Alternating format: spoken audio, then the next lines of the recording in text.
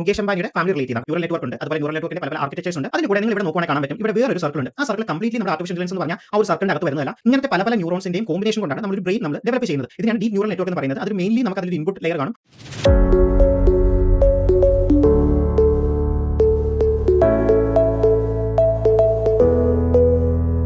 നമ്മളെല്ലാവരും artificial intelligence, machine learning, deep learning, large language models എന്നിങ്ങനെ പല പേരുകളും നമ്മൾ കേട്ടിട്ടുണ്ടായിരിക്കാം. എന്നാൽ ഇവയൊക്കെ എന്താണെന്നോ ഇവ തമ്മിലുള്ള റിലേഷൻ എന്താണെന്നോ ഇപ്പോഴും പലർക്കും കൺഫ്യൂഷൻ കാണാൻ പറ്റും. നമ്മൾ പല സോഴ്സിൽ നിന്നും പല ഡെഫിനിഷൻ ഇതിനെപ്പറ്റി പഠിച്ചിട്ടുണ്ടായിരിക്കാം, അല്ലെങ്കിൽ ഇവ തമ്മിലുള്ള റിലേഷനൊക്കെ നമ്മൾ കണ്ടിട്ടുണ്ടായിരിക്കാം. എങ്കിലും ചിലപ്പോൾ ആ ഡിഫിക്കൽറ്റി കൊണ്ടോ അല്ലെങ്കിൽ ആ പറഞ്ഞു തരുന്നതിലുള്ള കൺഫ്യൂഷൻ കൊണ്ടോ നമുക്കിത് ഇപ്പോഴും ക്ലിയർ അല്ലാത്തൊരവസ്ഥയായിരിക്കും. ഇതെല്ലാം ഈസി ആയിട്ട് പറഞ്ഞു തരാനുള്ള ഒരു സിമ്പിൾ ട്രിക്ക് ഞാൻ പറഞ്ഞുതരാം, ഒരു AI ഫാമിലി ട്രീയുടെ സഹായത്തോടെ. ഞാൻ ഈ AI ഫാമിലി ട്രീനെ റിലേറ്റ് ചെയ്യാൻ പോകുന്നത് നമുക്ക് എല്ലാവർക്കും അറിയാവുന്ന പോലെ റിലയൻസിന്റെ MD ആയിട്ടുള്ള മുകേഷ് അംബാനിയുടെ ഫാമിലി റിലേറ്റ് ചെയ്താണ്. നമുക്ക് എല്ലാവർക്കും അറിയാവുന്നതുപോലെ മുകേഷ് അംബാനിയാണ് റിലയൻസിന്റെ അല്ലെങ്കിൽ അംബാനി ഫാമിലിയുടെ ഹെഡ്. സോ നമുക്ക് മുകേഷ് അംബാനിനെ സ്റ്റാറ്റിസ്റ്റിക്കൽ മെഷീൻ ലേണിംഗ് ആയിട്ട് റെപ്രസെന്റ് ചെയ്യാം.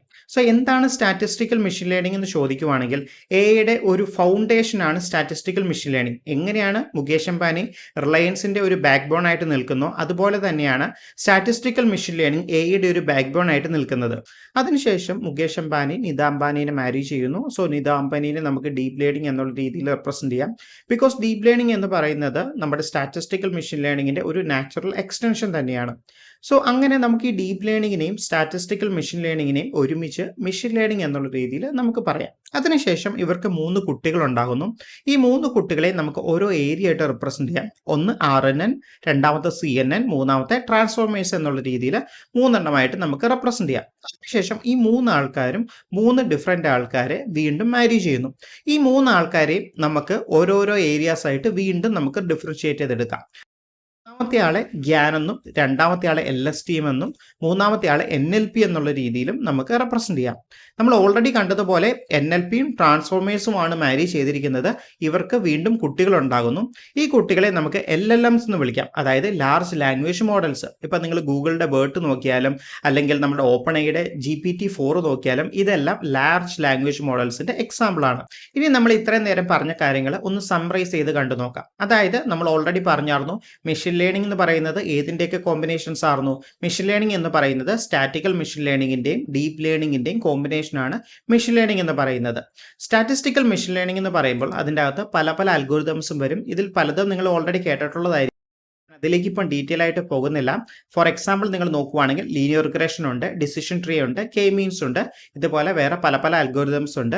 ഇതുപോലെ തന്നെ നമ്മൾ ഡീപ്പ് ലേണിംഗ് നോക്കുവാണെങ്കിൽ നിങ്ങൾക്ക് കാണാൻ പറ്റും ന്യൂറൽ നെറ്റ്വർക്ക് ഉണ്ട്, അതുപോലെ ന്യൂറൽ നെറ്റ്വർക്കിന്റെ പല ആർക്കിടെക്ചേഴ്സ് ഉണ്ട്. ഫോർ എക്സാമ്പിൾ CNN ഉണ്ട്, RN ഉണ്ട്, അതുപോലെ തന്നെ അതിൽ നിന്ന് വീണ്ടും ഡിറൈവ് ചെയ്ത് വരുന്ന മോഡൽസ് ആയിട്ടുള്ള LLMs ഉണ്ട്, അതായത് ലാർജ് ലാംഗ്വേജ് മോഡൽസ് ഉണ്ട്. നമ്മൾ ഓൾറെഡി കണ്ടതുപോലെ നമ്മുടെ GPT-4 ഒക്കെ ഈ LLMസിന്റെ ഒരു എക്സാമ്പിൾ ആണ്. അപ്പോൾ ഇത്രയും കാണുമ്പോൾ തന്നെ പലർക്കും ഒരു ഡൗട്ട് തോന്നാം, നമ്മളിപ്പം പറഞ്ഞ എല്ലാത്തിൻ്റെയും കൂടെ ഒരു കോമ്പിനേഷൻ ആണോ ആർട്ടിഫിഷ്യൽ ഇന്റലിജൻസ് എന്നുള്ള ഒരു ഡൗട്ട് എല്ലാവർക്കും തോന്നാം. എന്നാൽ അതിൻ്റെ കറക്റ്റായിട്ട് ഉത്തരം എന്താ നോക്കുവാണെങ്കിൽ നമ്മളിപ്പോൾ ഓൾറെഡി കണ്ട കാര്യങ്ങൾ, അതായത് machine learning, deep learning, statistical machine learning, അതുകൂടാതെ നമ്മൾ അതിൻ്റെ അകത്ത് കണ്ട എല്ലാ ആർക്കിടെക്ചേഴ്സും, അത് CNN ആയിക്കോട്ടെ, RNN ആയിക്കോട്ടെ, LLMs ആയിക്കോട്ടെ, ഇതെല്ലാം നമ്മളുടെ ആർട്ടിഫിഷ്യൽ ഇന്റലിജൻസിൻ്റെ അകത്ത് വരുന്നത് തന്നെയാണ്. പക്ഷേ ഇത് കൂടാതെ 2 കാര്യങ്ങളും കൂടെ എക്സ്ട്രാ ആയിട്ട് നമുക്ക് അതിൽ ആഡ് ചെയ്യാം. ഒന്ന് റൂൾ ബേസ്ഡ് സിസ്റ്റവും, 2 റോബോട്ടിക്സും ആണ്. കാരണം ഇതിൻ്റെ എല്ലാത്തിൻ്റെയും കൂടെ ഒരു കോമ്പിനേഷനെയാണ് നമുക്ക് ആർട്ടിഫിഷ്യൽ ഇന്റലിജൻസ് എന്ന് പറയാൻ പറ്റുള്ളൂ. പക്ഷെ നമ്മളിപ്പോൾ കണ്ടത് നമുക്ക് മനസ്സിലാക്കാനും ഓർത്ത് വയ്ക്കാനുമുള്ള എളുപ്പത്തിന് വേണ്ടി മാത്രമുള്ള ഒരു സിമ്പിൾ ഒരു എക്സാമ്പിൾ ആണ് നമ്മൾ കണ്ടത്. ഇത് നമുക്ക് കുറച്ചും കൂടെ തിയററ്റിക്കൽ ആയിട്ടൊന്ന് കണ്ടു നോക്കാം. സോ അതിനുവേണ്ടി ഞാനിവിടെ ഒരു വെൻ ഡയഗ്രാം വരച്ചിട്ടുണ്ട്. സോ ആ വെൻ ഡയഗ്രാം നോക്കുമ്പോൾ തന്നെ നിങ്ങൾക്ക് ഏകദേശം ഒരു ഐഡിയ കിട്ടും നമ്മളുടെ ഡീപ്പ് ലേണിംഗിൻ്റെയും മെഷീൻ ലേണിംഗിൻ്റെയും ആർട്ടിഫിഷ്യൽ ഇന്റലിജൻസിൻ്റെയും അതുപോലെ ഡേറ്റാ സയൻസിൻ്റെയും ഇത് തമ്മിലുള്ള റിലേഷൻ്റെ ഒരു കാര്യം ഈ ഒറ്റ വെൻ ഡയഗ്രാമിൽ നിന്ന് തന്നെ നിങ്ങൾക്ക് മനസ്സിലാക്കാൻ പറ്റും. അപ്പോൾ ഇവിടെ നോക്കുവാണെങ്കിൽ നിങ്ങൾക്ക് കാണാൻ പറ്റും ഇതിലത്തെ ഏറ്റവും താഴത്തെ ആ ഒരു സർക്കിൾ ഏതാണ്, അത് ഡീപ്പ് ലേണിംഗ് ആണ്. സോ ഈ ഡീപ്പ് ലേണിംഗ് എന്തിൽ നിന്നാണ് വരുന്നത്, നമ്മൾ ഓൾറെഡി കണ്ടായിരുന്നു നമ്മുടെ മെഷീൻ ലേണിംഗിൻ്റെ അകത്തത്തെ ഒരു പാർട്ടാണ് ഡീപ്പ് ലേണിംഗ്. അതുകൊണ്ടാണ് ഡീപ്പ് ലേണിംഗ് എന്നുള്ള ഗ്രീൻ സർക്കിൾ ഈ മെഷീൻ ലേണിംഗ് എന്നുള്ള ആ ബ്ലൂ സർക്കിളിൻ്റെ അകത്ത് വരുന്നത്. അതുകൂടാതെ അതിൻ്റെ കൂടെ നമ്മൾ നേരത്തെ റൂൾ ബേസ്ഡ് സിസ്റ്റം കണ്ടായിരുന്നു, റോബോട്ടിക്സ് കണ്ടായിരുന്നു, അതുപോലെ കുറച്ച് അഡീഷനും കൂടെ ഉണ്ട്. സോ ആ അഡീഷനാണ് ഈ ഒരു ഓറഞ്ച് ഏരിയയിലുള്ളത്. സോ ഇതിൻ്റെ എല്ലാ ഒരു കോമ്പിനേഷനെയാണ് നമുക്ക് ആർട്ടിഫിഷ്യൽ ഇന്റലിജൻസ് എന്ന് പറയുന്നത്.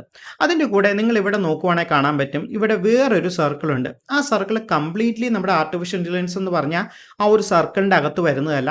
പക്ഷെ കുറച്ച് കാര്യങ്ങൾ അതിന്റെ അകത്താണ് വരുന്നത്, കുറച്ച് കാര്യങ്ങൾ പുറത്താണ് വരുന്നത്. ഞാൻ അതിനെ നമ്മളുടെ ഈ അംബാനി ഫാമിലിയിലത്തെ അവരുടെ ഒരു ഡോഗ് ഉണ്ട്, ഹാപ്പി എന്നാണ് അതിന്റെ നെയിം.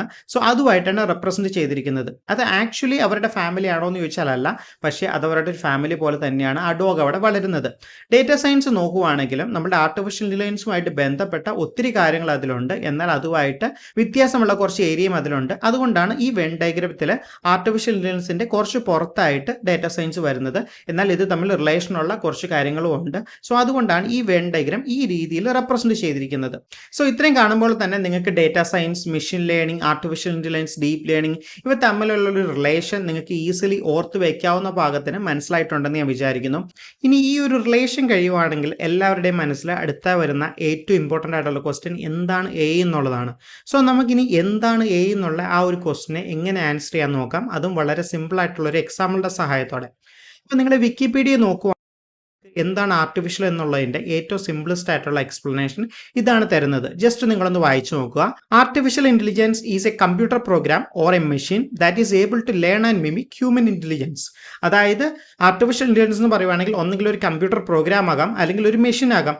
അതിന് എന്താണ് കേപ്പബിലിറ്റി വരേണ്ടത്? ഹ്യൂമൻ ഇന്റലിജൻസിനെ മിമിക് ചെയ്യാനുള്ള ഒരു കപ്പാസിറ്റി അതിന് വേണം. അതായത് സിംപിളി പറയുവാണെങ്കിൽ ഒരു ഹ്യൂമൻ എന്തൊക്കെയാണോ ചെയ്യുന്നത് ആ രീതിയിൽ ഒരു മെഷീനോ അല്ലെങ്കിൽ ഒരു പ്രോഗ്രാമിനോ ചെയ്യാൻ പറ്റുവാണെങ്കിൽ നമുക്കതിനെ ആർട്ടിഫിഷ്യൽ ഇന്റലിജൻസ് എന്ന് പറയാം.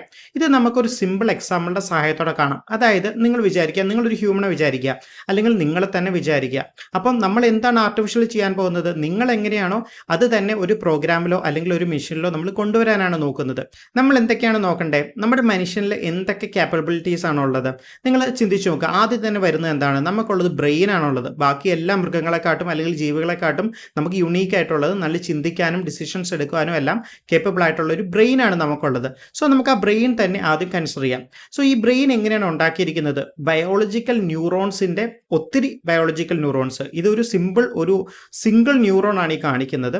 ഇങ്ങനത്തെ പല പല ന്യൂറോൺസിന്റെയും കോമ്പിനേഷൻ കൊണ്ടാണ് നമ്മളൊരു ബ്രെയിൻ നമ്മൾ ഡെവലപ്പ് ചെയ്യുന്നത്.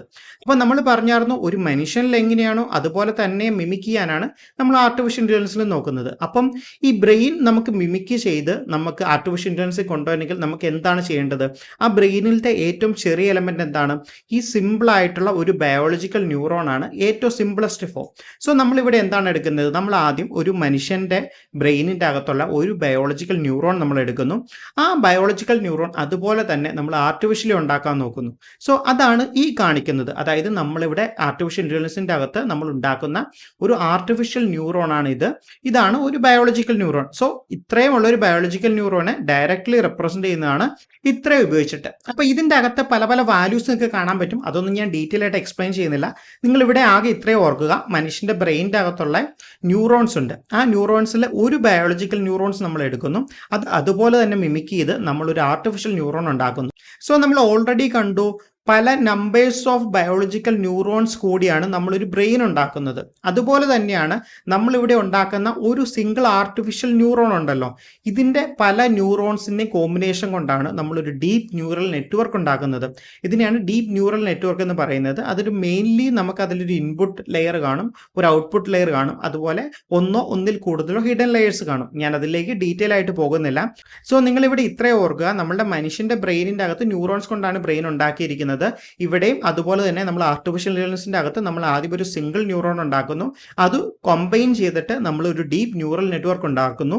ഇതിനെ നമുക്ക് ഡീപ്പ് ലേണിംഗ് എന്ന് പറയാൻ പറ്റും. സോ അപ്പം ഡീപ്പ് ലേണിംഗ് എന്താണെന്നുള്ള ഒരു ബേസിക് ഐഡിയ നിങ്ങൾക്ക് കിട്ടിയിട്ടുണ്ടെന്ന് വിചാരിക്കുന്നു. അപ്പം നമ്മൾ ഓൾറെഡി കണ്ട, അതായത് നമ്മൾ ആദ്യം ഒരു മനുഷ്യനെയാണ് നമ്മൾ എടുത്തത്. ആ മനുഷ്യനിലുള്ള ബ്രെയിൻ എന്ന് പറഞ്ഞാൽ അല്ലെങ്കിൽ നമുക്ക് ചിന്തിക്കുവാനും ഡിസിഷൻസ് എടുക്കുവാനും ഉള്ള ഒരു കപ്പാസിറ്റി ഉണ്ടല്ലോ നമ്മളുടെ ബ്രെയിൻ ഉപയോഗിച്ചിട്ടുള്ള, അത് നമ്മളിവിടെ സോൾവ് ചെയ്തു. ഇനി രണ്ടാമതായിട്ട് നമ്മൾ എന്താണ് നമ്മളുടെ മൈൻഡിലേക്ക് ആദ്യം വരുന്നത് എന്താണ്? നമുക്ക് മനുഷ്യർക്ക് സംസാരിക്കാനുള്ള കഴിവുണ്ട്. നമുക്ക് ഒരാൾ പറയുന്നത് കേട്ട് മനസ്സിലാക്കി ഡിസിഷൻസ് എടുക്കാനോ അല്ലെങ്കിൽ തിരിച്ചു പറയാനുള്ള കഴിവുണ്ട്. സോ ഇതും നമുക്ക് ആർട്ടിഫിഷ്യൽ ഇന്റലിജൻസിൽ കൊണ്ടുപോകാനല്ലോ.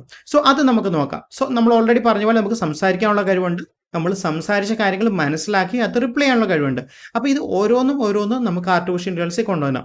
ആദ്യം തന്നെ നമുക്ക് കേൾക്കാനുള്ള നോക്കാം. സോ ഈ കേൾക്കാനുള്ള കഴിവിനെ നമ്മൾ ആർട്ടിഫിഷ്യൽ ഇന്റലിജൻസിലേക്ക് കൊണ്ടുവരുന്ന സമയത്ത് നമ്മൾ അതിനെ സ്പീച്ച് റിക്കഗ്നിഷൻ ആയിട്ടാണ് നമ്മൾ റെപ്രസെന്റ് ചെയ്യുന്നത്. അതുപോലെ കേട്ടാൽ മാത്രം പോരല്ലോ, നമ്മൾ കേൾക്കുന്ന കാര്യങ്ങൾ നമുക്ക് മനസ്സിലാക്കണം. അതിന് നമ്മൾ നോക്കുന്ന ഏരിയയാണ് നാച്ചുറൽ ലാംഗ്വേജ് പ്രോസസ്സിംഗ്. അവിടെയാണ് നമ്മൾ ലാംഗ്വേജ് നമ്മൾ അണ്ടർസ്റ്റാൻഡ് ചെയ്യുന്നത്. സോ അണ്ടർസ്റ്റാൻഡ് ചെയ്ത് കഴിഞ്ഞാൽ എന്താണ്, നമുക്ക് തിരിച്ച് മറുപടി പറയണമല്ലോ. സോ അതിന് നമുക്ക് സ്പീക്കിംഗ് എന്നുള്ള രീതിയിൽ നമുക്ക് ഹ്യൂമൻ വേയിൽ പറയാം. അത് നമ്മൾ ആർട്ടിഫിഷ്യൽ ഇന്റലിജൻസ് വേയിലേക്ക് പോകുന്ന സമയത്ത് നമുക്ക് നാച്ചുറൽ ലാംഗ്വേജ് ജനറേഷൻ എന്നുള്ളൊരു ടീമായിട്ട് പോകാം. അപ്പോൾ നമ്മളിപ്പോൾ എന്തൊക്കെ കണ്ടു, നമ്മളുടെ ബ്രെയിൻ കണ്ടു, നമ്മളുടെ സംസാരിക്കാനുള്ള പവർ കണ്ടു. ഇനി എന്താണുള്ളത്, എല്ലാ ഹ്യൂമൻസിനുള്ള അടുത്ത കഴിവാണ് നമുക്ക് കാണാനുള്ള കഴിവുണ്ട്. സോ എന്തെങ്കിലും ഒരു കാര്യം കാണുവാണെങ്കിൽ അത് എന്താണെന്ന് മനസ്സിലാക്കി അതിനനുസരിച്ച് ഡിസിഷൻസ് എടുക്കണോ അല്ലെങ്കിൽ അത് സൂക്ഷിച്ചു വെക്കണോ, ഇതെല്ലാം നമുക്ക് നമ്മുടെ ബ്രെയിനിൽ തന്നെ നമുക്ക് ചെയ്യാൻ പറ്റും. സോ ഈ ഏരിയനെ ഹാൻഡിൽ ചെയ്യുന്ന ആർട്ടിഫിഷ്യൽ ഇന്റലിജൻസിന്റെ ഏരിയനെയാണ് നമ്മൾ പറയുന്ന കമ്പ്യൂട്ടർ വിഷൻ എന്നുള്ള രീതിയിൽ. ഇപ്പോൾ നമ്മൾ ഓൾറെഡി ബ്രെയിൻ കണ്ടു, നമ്മളുടെ സംസാരം അതുപോലെയുള്ള കാര്യങ്ങൾ നമ്മൾ കണ്ടു, അതുപോലെ നമ്മുടെ കാണാനുള്ള ശേഷിനെയും കണ്ടു. ഇതുപോലെ തന്നെ മനുഷ്യനുള്ള ഒരു കഴിവാണ് നമുക്ക് എന്തെങ്കിലും പഠിക്കാനുള്ള ഒരു കഴിവ്. നമുക്ക് എന്തെങ്കിലും ഒരു കാര്യം കാണുവാണെങ്കിൽ അത് പഠിച്ച് അതിനനുസരിച്ചുള്ള ഒരു ഉത്തരം തരാനോ അല്ലെങ്കിൽ നമ്മുടെ പാസ്റ്റ് എക്സ്പീരിയൻസ് വെച്ചിട്ട് നമുക്കൊരു ഡിസിഷൻ എടുക്കാനുള്ള ഒരു കഴിവുണ്ട്. അതിനെയൊക്കെ നമുക്ക് ലേണിംഗ് എന്ന് പറയാം. ഈ ലേണിംഗ് മെയിൻലി നമ്മൾ ചെയ്യുന്നത് രണ്ട് മെത്തേഡോ കൂടിയാണ്. ഓൾറെഡി നമ്മൾ കണ്ടിട്ടുള്ള മെഷീൻ ലേണിംഗും ഡീപ്പ് ലേണിംഗും ഉപയോഗിച്ചിട്ടാണ് നമ്മൾ ഇതെല്ലാം ചെയ്യുന്നത്. സോ അടുത്തതായിട്ട്, അതായത് നമ്മൾ ഓൾറെഡി കണ്ടു, സംസാരിക്കാനുള്ള കഴിവ് കണ്ടു, കാണാനുള്ള കഴിവ് കണ്ടു, നമ്മുടെ ബ്രെയിൻ കണ്ടു, നമ്മുടെ പഠിക്കുവാനുള്ള കഴിവ് കണ്ടു. ഇനി മനുഷ്യന് മെയിൻലി എന്താണ്, മനുഷ്യന് മൂവ് ചെയ്യാനുള്ള കഴിവുണ്ട്. സോ ആ ഒരു ഏരിയനെയാണ് നമ്മൾ റോബോട്ടിക്സ് എന്നുള്ള രീതിയിൽ നമ്മളിവിടെ റിലേറ്റ് ചെയ്യുന്നത്. അപ്പോൾ ഏകദേശം ആർട്ടിഫിഷ്യൽ എന്താന്നുള്ള കാര്യം ഒരു ഹ്യൂമൻ അല്ലെങ്കിൽ നിങ്ങളെ തന്നെ നിങ്ങൾ കൺസിഡർ ചെയ്ത് നിങ്ങൾക്ക് ഈസിലി പഠിക്കാവുന്നതേ ഉള്ളൂ. അതായത് ഒരു സിമ്പിൾ ആർട്ടിഫിഷ്യൽ ഇന്റലിജൻസിന്റെ ഡെഫിനിഷൻ ഉപയോഗിച്ചിട്ട് തന്നെ നമുക്ക് റിലേറ്റ് ചെയ്യാം. അതായത് ഒരു പ്രോഗ്രാം അല്ലെങ്കിൽ ഒരു മെഷീൻ നമ്മളുടെ ഹ്യൂമൻ ക്യാപ്പബിലിറ്റീസിനെ മിമിക് ചെയ്യാൻ പറ്റുവാണെങ്കിൽ അത് ആർട്ടിഫിഷ്യൽ ഇന്റലിജൻസ് എന്ന് പറയാൻ പറ്റും. നമ്മുടെ മനുഷ്യന് എന്തൊക്കെ കഴിവുണ്ട്, കേൾക്കാനുള്ള കഴിവുണ്ട്, കാണാനുള്ള കഴിവുണ്ട്, ചിന്തിക്കുവാനുള്ള കഴിവുണ്ട്, പഠിക്കുവാനുള്ള കഴിവുണ്ട്, മൂവ് ചെയ്യാനുള്ള കഴിവുണ്ട്. ഇതെല്ലാം നമുക്ക് എങ്ങനെയൊക്കെ ഒരു മെഷീനിലേക്ക് കൊണ്ടുവരാൻ പറ്റുന്നോ അങ്ങനെ ഒരു മെഷീനിൽ കൊണ്ടുവരാൻ പറ്റുവാണെങ്കിൽ അവിടെ നമുക്ക് ആർട്ടിഫിഷ്യൽ ഇന്റലിജൻസ് എന്ന് പറയാൻ പറ്റും. ഈ ഓരോ കഴിവിനും നമുക്ക് ആർട്ടിഫിഷ്യൽ ഇന്റലിജൻസിൽ ഓരോരോ മേഖലകളുണ്ട്. അതൊക്കെയാണ് നമ്മൾ ഓൾറെഡി കണ്ടത്. നമ്മൾ NLP കണ്ടു, കമ്പ്യൂട്ടർ വിഷൻ കണ്ടു, ഡീപ് ലേണിംഗ് കണ്ടു, റോബോട്ടിക്സ് കണ്ടു. സോ ഇത്രയെല്ലാം കൂടെ കൂടുമ്പോഴാണ് നമുക്കൊരു ആർട്ടിഫിഷ്യൽ ഇന്റലിജൻസ് എന്ന് പറയുന്നത്. എന്ന് വെച്ച് ഇതെല്ലാം കൂടെ ഒരു സിസ്റ്റത്തിൽ തന്നെ വേണമെന്നൊരു നിർബന്ധവുമില്ല. ഇതിൽ ഏതെങ്കിലും ഒരു കാര്യമാണെങ്കിൽ പോലും നമുക്ക് അതിനെ ആർട്ടിഫിഷ്യൽ ഇന്റലിജൻസ് എന്ന് പറയാൻ പറ്റും. ഇതിൽ റോബോട്ടിക്സ് എന്ന് പറയുന്നത് കുറച്ചും കൂടെ മെക്കാനിക്കൽ ആയിട്ടുള്ള കാര്യങ്ങളായിരിക്കും. ഇതിൽ കുറച്ചും കൂടെ സോഫ്റ്റ്വെയർ എന്ന് പറയുന്നത് നമ്മൾ ആദ്യം കണ്ട മെഷീൻ ലേണിംഗ് എന്ന് പറഞ്ഞ പാർട്ടിലാണ് ഇതിന്റെ മെയിനായിട്ടുള്ള സോഫ്റ്റ്വെയർ പാർട്ടെല്ലാം നമ്മൾ ഡീൽ ചെയ്യുന്നത്.